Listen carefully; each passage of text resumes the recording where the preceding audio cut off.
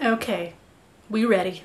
If you can legitimately get 1,000 subscribers from scratch in 2020, you have literally won YouTube. Because in 2020, authentically growing from nothing on YouTube is harder than it ever was. Real talk. But that doesn't mean it's impossible, and I obviously just proved that myself because I recently just got my first 1,000 subscribers and my channel has officially been monetized. So in this video, I'm gonna go over the common mistakes that I was making as a new small YouTuber and that I want you to stop making as well so that you can finally start growing. Because there are three big things that I finally figured out, kind of by accident, but I finally figured out in terms of how to turn around my YouTube progress. And for these three mistakes to make just a little bit more sense, I'm gonna give you a short bit of context on who I am and how I got to this point in my YouTube journey. So for those of you who don't know me, my name is Genevieve, and this channel that you are watching right now is actually super effing old. I started this channel, I think back in like 2008 or 9,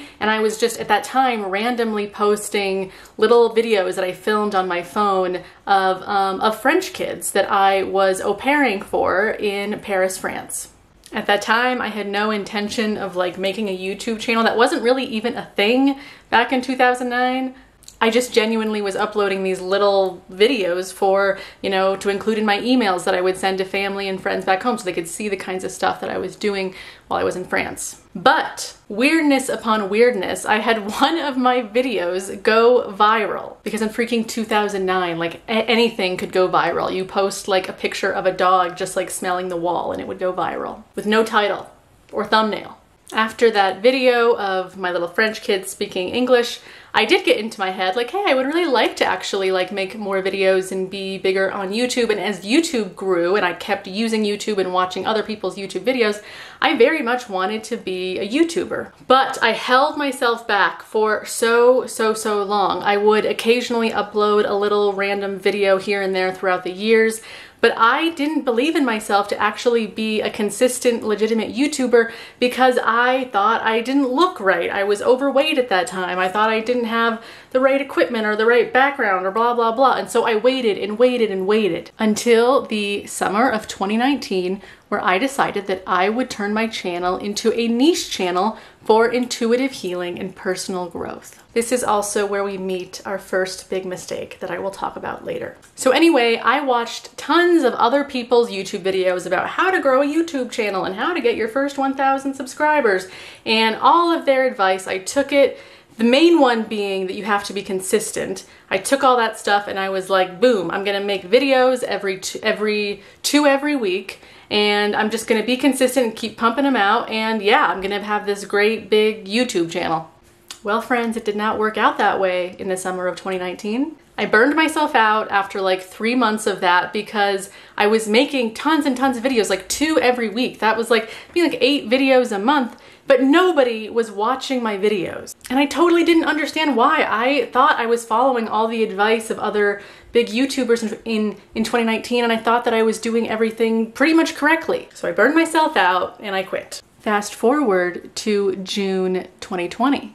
June 2020, I wanted to start making videos again, but I decided to drop the niche.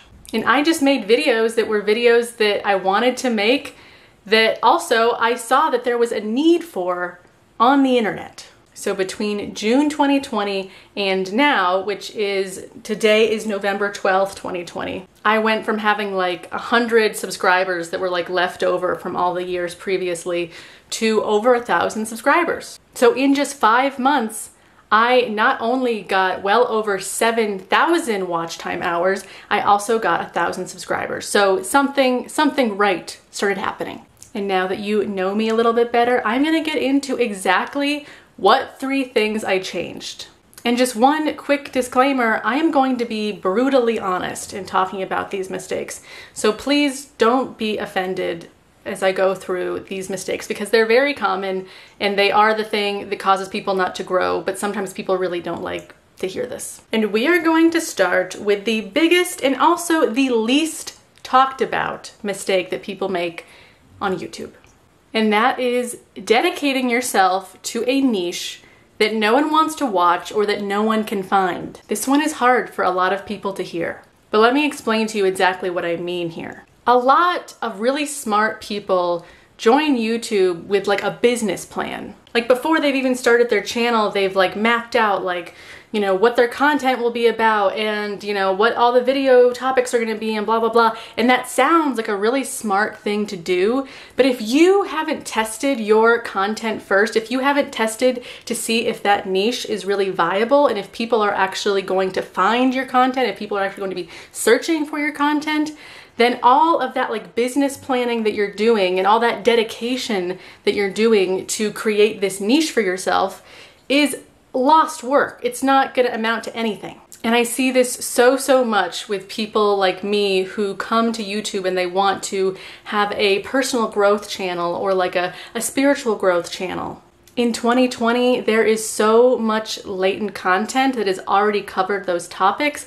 And not only that, but in 2020, those topics aren't trending the way that they used to, like back in 2017. And I don't mean to call out just like the personal growth channel niche. I'm using that example because that was my example, and that's also something that I do see a lot of other coaches doing. Side note, I'm an intuitive life coach in another part of my life, so that's why I'm referring to this. So here's how you can avoid making this mistake. Don't sign up for YouTube with a rigid business plan of what you think it needs to be about. In fact, I think it's kind of dangerous to have a niche at all when you first join YouTube. I think it's really important to experiment with making different kinds of content, and then that's how you see what people respond to, what gets a lot of views and what doesn't, and then you'll learn by doing what kind of niche is really right for you, if there is a niche that's right for you. If you want to grow on YouTube, you need to experiment with making different kinds of content.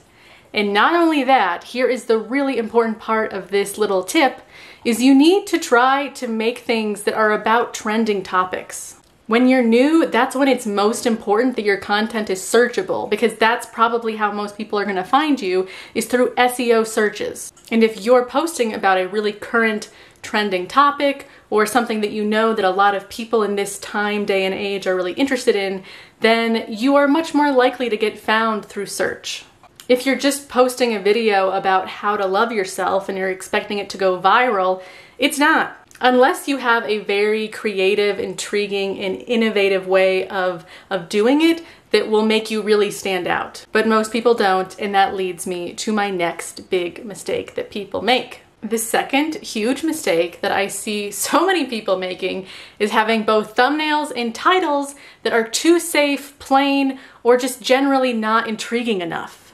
In every YouTube video you've watched that talks about growth on YouTube, you've heard people harp on how incredibly important thumbnails and titles are. And I'm here to tell you they are not lying. Your title and your thumbnail is the total packaging of your content.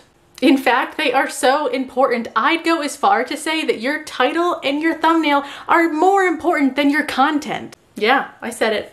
Come for me.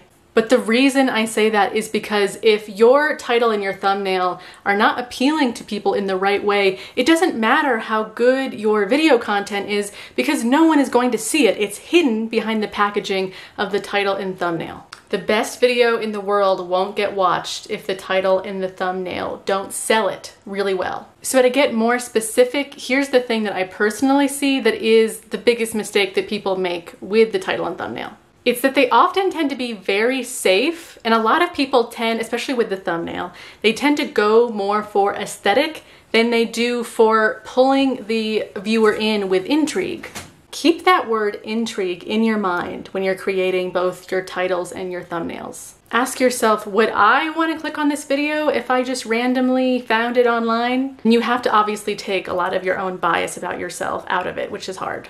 But if your title is something kind of boring and plain, like how to make friends, and then the thumbnail is just a picture of like two people like arm in arm with each other, there's no intrigue in that. It's not worth clicking on. Especially if you're just a random person on YouTube that no one has a prior relationship to. If the viewers don't know you yet, you need to be even more intriguing to get their attention to want to click on your video specifically. So instead of a video title that's how to make friends, you could make the video title, How I Made 10 New Friends in a Month with This Simple Tip. I have no idea, I just made that up. But That's a much more intriguing title than just how to make friends. And then the thumbnail, the picture obviously does need to be a little bit aesthetically pleasing, but it should not be your first priority. Your first priority is to ask yourself, how is my thumbnail supporting and adding even more intrigue to my title? The one other little caveat that I need to add to this though is don't make the thumbnails too clickbaity. I personally have suddenly found myself in the Randonautica niche, so I make a lot of really cool and honestly different from other people's Randonautica videos. But I've seen on other people that try to make sensational Randonautica videos, they tend to put thumbnails that are very clickbaity. Like they take the concept of intrigue and they just over the top do it. I think you know the kind of thumbnails I'm talking about, where there's like posed, over exaggerated faces like, and there's like blood dripping down the thumbnail and there's like every emoji possible that's like threat is here, we found threats. And it's just so over the top that it's no longer authentic. It might still be a little bit intriguing, but it's not going to build an honest rapport with viewers that makes them trust you and want to keep coming back. So that's the general gist of titles and thumbnails. I could say, so I can make a whole video, I probably should, on this topic because there is so much to say about how to do this properly. But in general, I've given you the gist of the mistake to avoid. All right, we have made it to the third mistake, and that is trying way too hard to recreate or copy the style of other YouTubers. And when I say other YouTubers, I mean like, you know, the older established YouTubers that we all look up to. So we watch their videos, we see their success, and we think, oh, so for me to be successful, I have to basically be a carbon copy of that guy. I see this so often. And I think a lot of it stems from people are afraid to be themselves on camera, and also people often don't think that they themselves are enough to be interesting, so they feel like they need to like put on kind of like an over-exaggerated performance or put on even like a different personality just to be like liked and seen on YouTube. And let me tell you, that is just so not true. People will subscribe to your channel and continually watch your videos because they like you. Yes, you specifically. So if you are like neutralizing your personality or you're like trying too hard to like make it this very like controlled, pretty thing, people are gonna see that and see you as like not really someone they wanna like hang out with, and they're not gonna wanna subscribe. Something that has been so healing for me personally and that I use a lot in my work and that I also really embrace on this YouTube channel is that the thing that makes you weird is the thing that makes you cool. Because all of us have this like unique like magic about us. And if we feel really bad about ourselves or if we have like low self-esteem or self-worth, we often want to hide that very thing that is like our magical, quirky weirdness. But when you're on YouTube, people are not watching you for what you know or for how impressive you can be necessarily. People are watching you on YouTube because of how you make them feel. So my advice on this is talk to your camera the way you might talk to like your best friend. I know it's really normal to get camera shy when this thing is on. I totally still do, where the camera's on me and I'll kind of get tripped up on my words and stuff. But that's the mindset that I try to remember and embrace, is when I'm talking to the camera, I'm talking to a good friend. And when you're with your friends, you don't want to like pretend that you're someone else. That your friends wouldn't really hang out with you for much longer if you're like putting on this whole thing. So act natural, be funny, be quirky, be weird in your videos. That's what will make your viewers trust you and will keep them hopefully coming back. Whew, oh my God, I can't believe I've only talked about 3 things and it feels like I've been talking forever. So I am gonna wrap this video up. I probably will make more videos about this because it's like something that I've become so passionate about. In growing my channel, I've done so much researching and so much like studying other people's channels and seeing what works for them and then trying it out for me. And anyway, I'm rambling. But the very, very last thing that I need to say that I think is important for you to hear before we wrap this video up is that it's going to be really hard for you to be successful on YouTube if you genuinely don't enjoy making videos. When I came back to YouTube in June 2020, I just wanted to make videos. I didn't need it to be about like a certain, niche or whatever. I just really craved making videos. And because I genuinely loved making this content and sharing it with people and being able to interact with people in the comments who watch the videos, that kept me going for 5 months until I got monetized with 1,000 subscribers. So I say this because you might not have 1,000 subscribers for, many months. And if you don't genuinely enjoy making YouTube videos, you might not last that long to get to that point. But if you are a weirdo like me and you're basically obsessed with making YouTube videos, then you're pretty much guaranteed to succeed. Whew. All right, thank you guys so much for watching this video. I have been waiting to make this video for so long. When I realized these mistakes and I started to see success on my channel when I changed the way I was doing things, I just instantly wanted to share it with you all because I was bursting with the seams with excitement about these discoveries I was making on YouTube. So I just so hope that all of this was helpful to you guys. In the comments below, let me know what other questions you have, or celebrate your successes or talk about your failures. I'm really curious what other newer YouTubers are going through. And obviously, please subscribe to my channel and give this video the thumbs up, the physical clicking of the thumb that is up would be great. And I will see you in my very next video.